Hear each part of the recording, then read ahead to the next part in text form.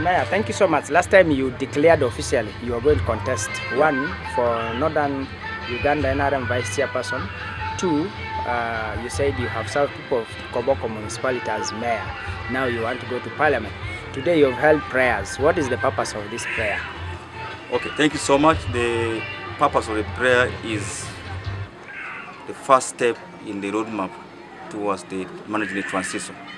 I want to begin by thanking God for everything He has done in my life, for protecting me and giving me wisdom all along. So I said, before I even go to the rally, let me begin by calling everybody to my home for prayers.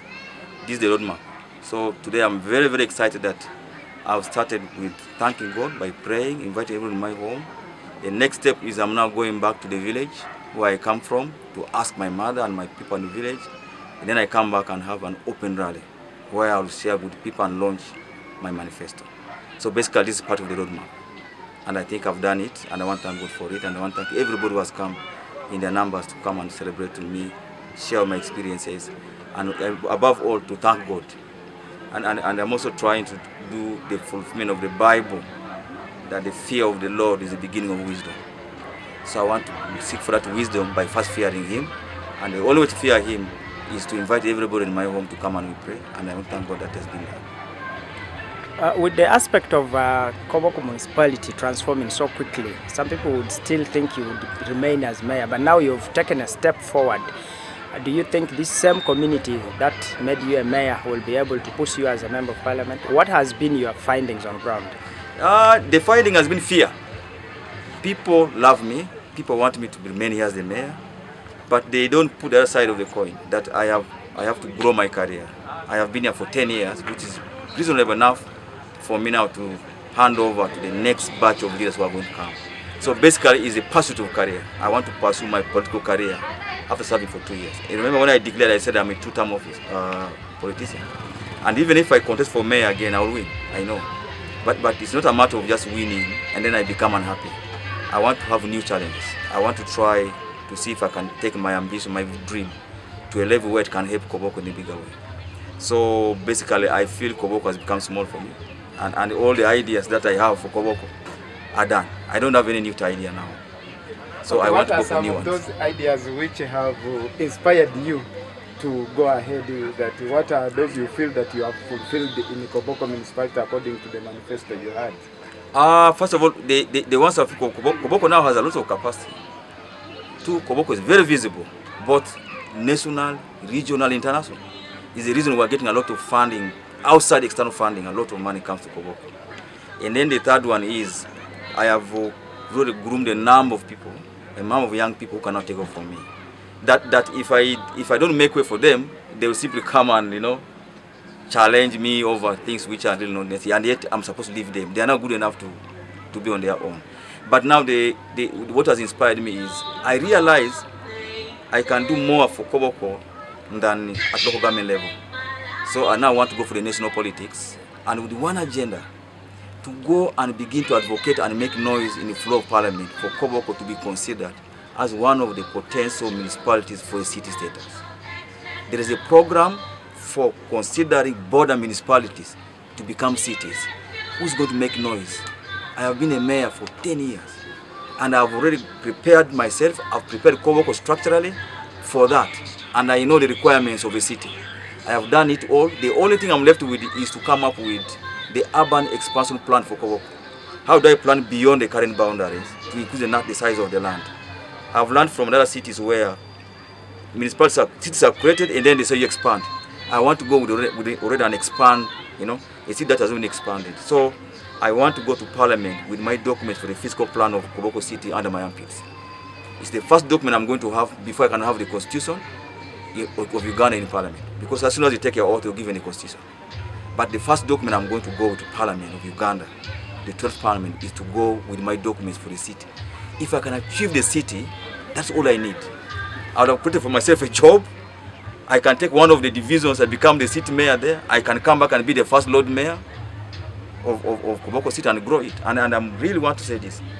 If Koboko becomes a city today, I'll step down from the mayor, from the MP, I can become the city, the Lord Mayor. Do you know why? the MP is just not a job where you can fail. You don't touch lives. You only have legislation. You only have 4 roles. The mayor has over 16 roles. So being a Lord Mayor is more fulfilling than being an MP. So I want to be like my model.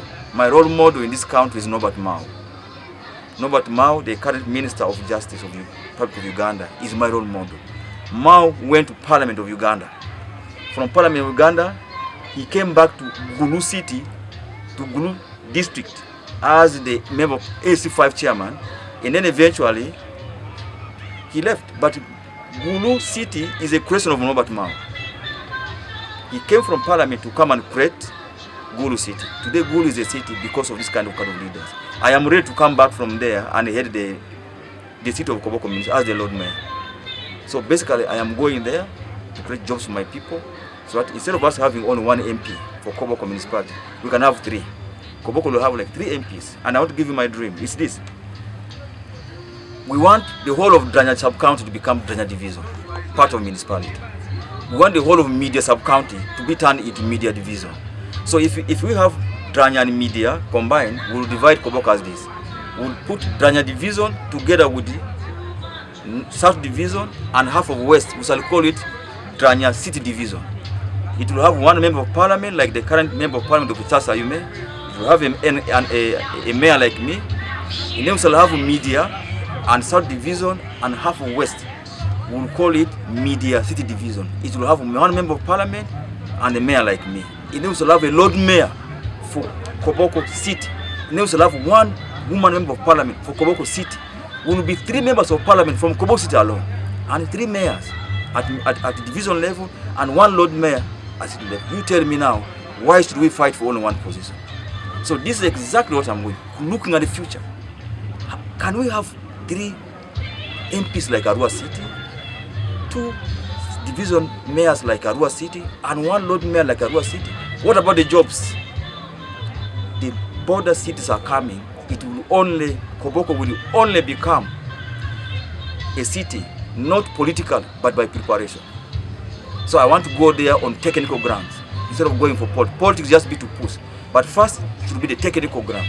Is it capable? Is it feasible to be a city? That's basic outcome. And as a mayor, I've prepared it. I've prepared this, and I think I am the best now to go and move for this, because I know all the size. I know the size. I know the villages by name. I know the wards. So I don't see that people Koboko will make a mistake if I become a member of parliament. I'm not going there for myself. I'm going there to make sure we get our 3 members of parliament. And if I don't achieve it now, it must be in the record of Parliament of Uganda that there's a gentleman called Sanya, member of Parliament Koboko municipality, who has been advocating for Koboko City. And I want to end with this.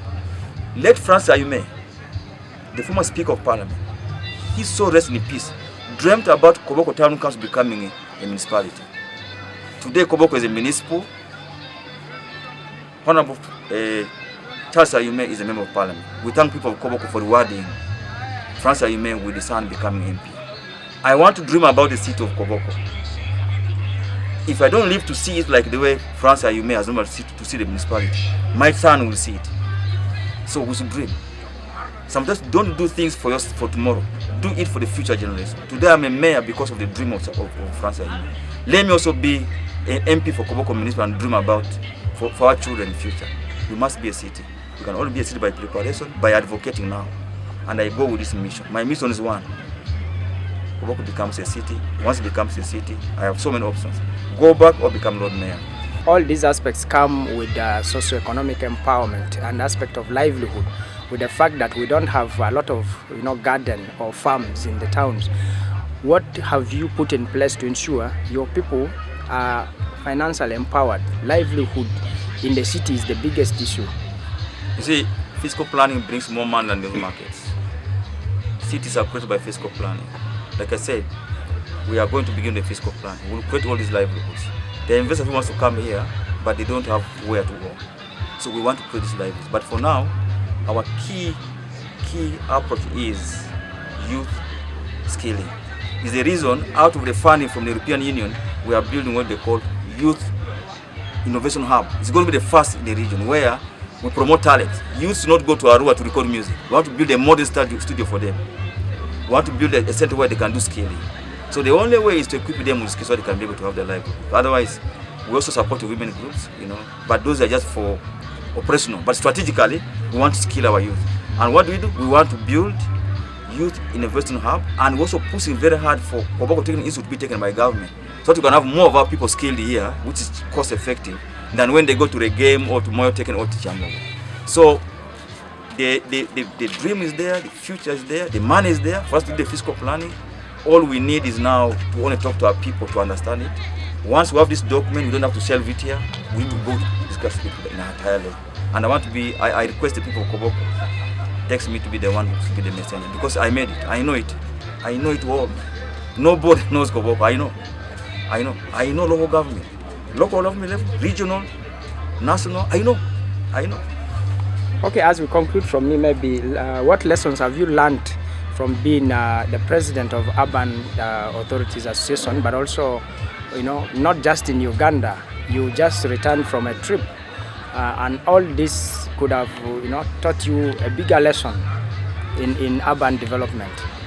Now, the lessons I've learned as being the regional president of the mayors and the national president of the mayors and also mayor of Koboko municipality is you can never do things alone. An urban area requires the mayor to be very, very inclusive in his approach. Whoever has come in an urban area has a contribution that he can make. So, inclusivity has been my core value. I am so inclusive. I leave no one behind, and everybody counts. It's the reason you see for us we take refugees and migrants as an opportunity. Inclusivity is core. And for you to be the president of a region, you must have what we call social cohesion. How do you keep people together? You can only keep them through inclusivity. So my advice to those who will come after me as the mayor or UAE president or president of Yalga is they need to embrace inclusivity. Being inclusive is the best thing you can do as a leader, because inclusivity is a component. It has a component of teamwork. It's a component of sharing information together. It's really everything. So my lesson is I've learned to be inclusive in my approach, both at my personal level and also at my career level. That's what I can tell whoever comes to me. Inclusive, include everybody. Leave no one behind, leave no place behind. And it has helped me over the years as I pursue my career.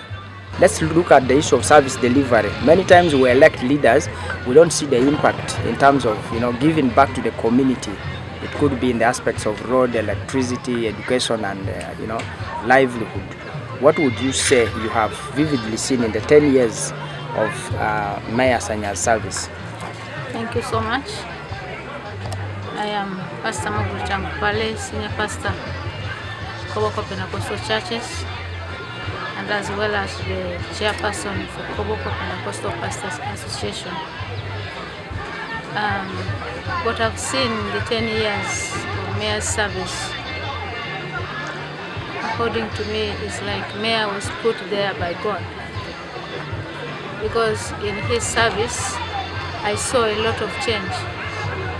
Schools like in Angilia, school like Ulijaku, school like Terema, school like in Yarilo, they have received floods. And it is through him he loves a lot from outside and brings near to his people. So the change in those schools are just because of him, because they were not there. And then the most important thing is that I really thank Mayor for is when a Ugandan was killed in Sudan, Mayor went up to there to bring the dead body home. You can see that this is a person who is concerned with the people that he is leading. He is a loving mayor. You come to him there, he attends to you, he welcomes you very well. He attends to you very well. And in lobbying, I've not seen a person who lobs like this. This is honest speaking. Though maybe the other people who say I loved. They may lob, yes, but to me this one I saw he lobbed a lot of money that has made even roads. In Koboko we used not to have roads. It was very hard for us to penetrate through to other areas in Koboko. But because of him, roads were made, though not tarmac, but they are made, roads are there, people move through roads. And relationship-wise, he knows how to make a relationship with people. I was surprised to see him going abroad, making relationship with the people of abroad, which is very rare with some leaders. So my desire is, as leaders are chosen by God, let's pray that the one who is coming, whether he's going away, another one is coming, let him have that idea of his people, not seeking for his own interests. Because I've seen he does not seek for his own interest. If he was to seek for his own interest, he would have built a wall here, a very good wall with a proper gate. But you see, because he's concerned about his people, he has not built a wall or a fence for his house. Therefore, me, I would say to the leaders that are coming, let them know well that let them seek the face of God. Because God can direct you. If you are chosen by God, you will know when you are seeking him. Even he speaks to you and confirms that you stand, you will go through. So a leader should not strive for power. There is no need of strife, because the Bible tells us that leaders are chosen by God. Romans 13, if you read from 1, leaders are chosen by God. So there is no leader that can force himself there by himself. Leader, though others force themselves, but I want to advise our leaders, those who are contesting, those who are going to be elected, let them seek the face of God and let God guide them, and let them avoid fake campaigning. You decampaign your person. Don't decampaign. You speak about yourself. Speak about yourself, then people will see what you're speaking. Don't go underground and say so and so is like this, so and so is done this. This is fake campaigns. And to me, as a pastor, I want to say, if anybody stands speaking against the brother, against the sister, let God come down and visit him and let him away. Because this is not a leader. Such a leader is coming to look for his own. If you are a leader, look for God's will upon your life. And then the will of God, that is good for you. Because the Bible says, Jeremiah 29:11, that God has a good plan for us. Plan not to hurt us, but to bless us. So seek for this plan. If it is God's desire, then you are in God's plan, God is going to do all things smoothly. And I think that's why prayer is conducted. Just because to put God first. When you take prayer your priority in all you do, it means you're putting God in front. When God is in front, then God is your director. He's your guider. He's your protector. He will protect you even against enemies who rise against you. If you put God first, God will protect you, and they will be ashamed. They will come in one way but run in 7 ways away from you, because God is God.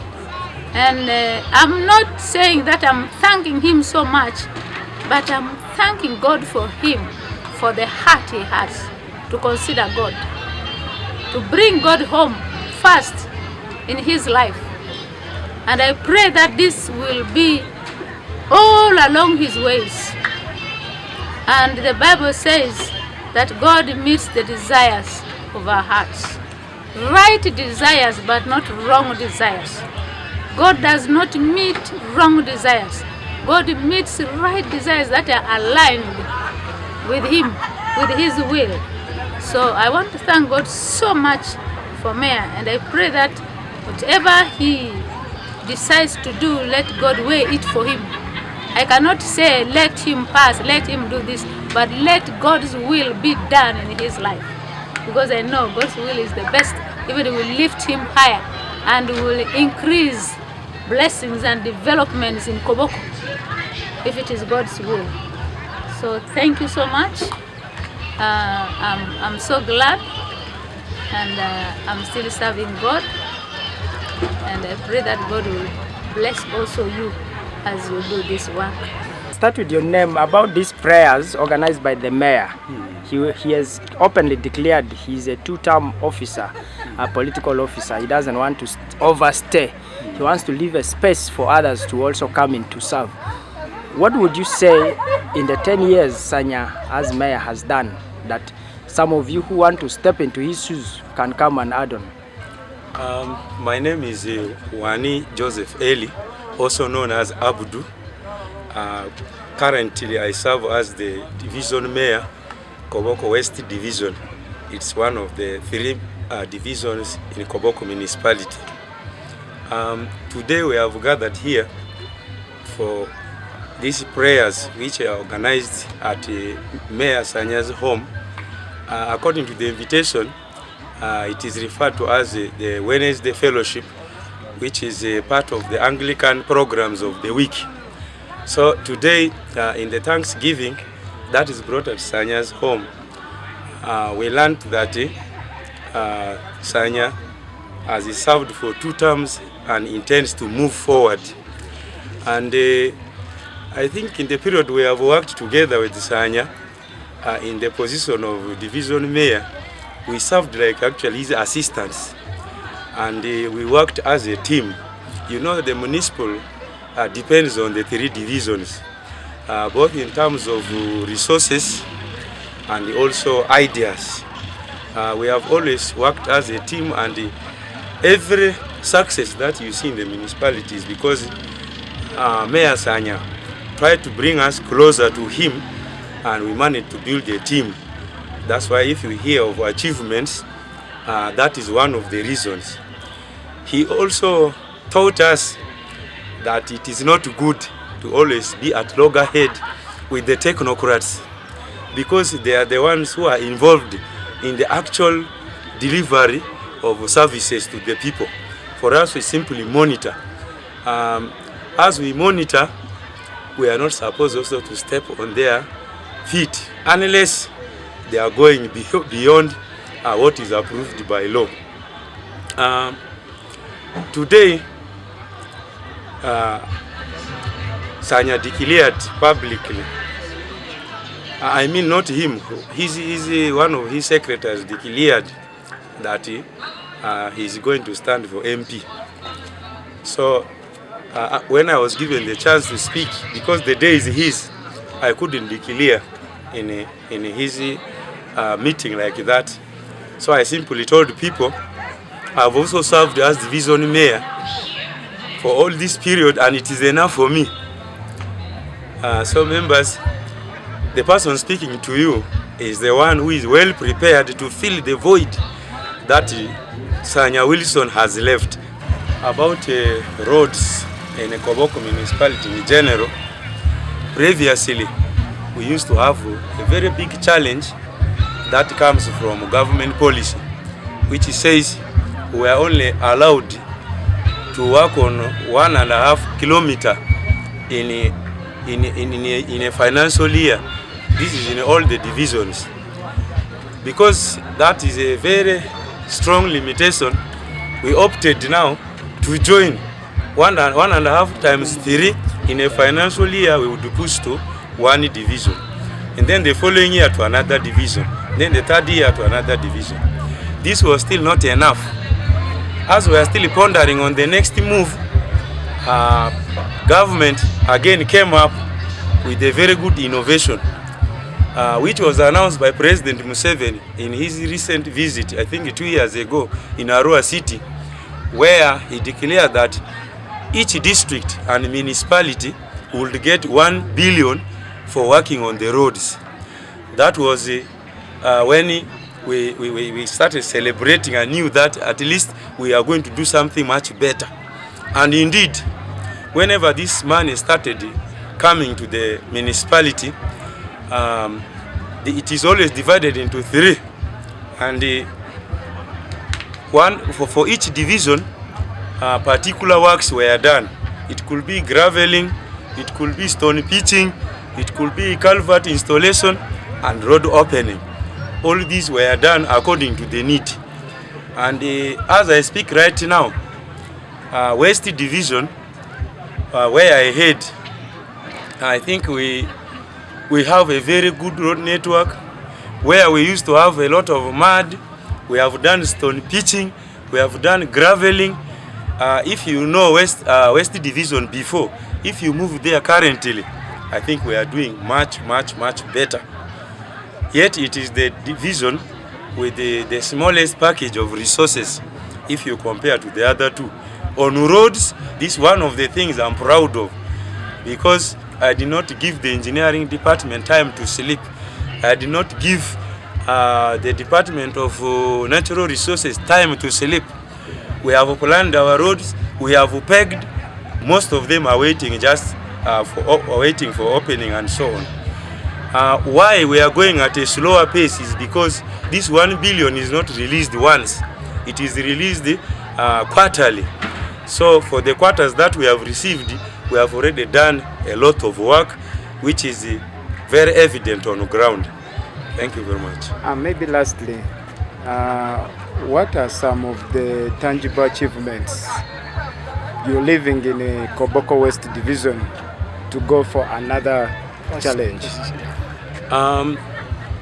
In the Koboko Division, when I came there, the division used to receive their funds.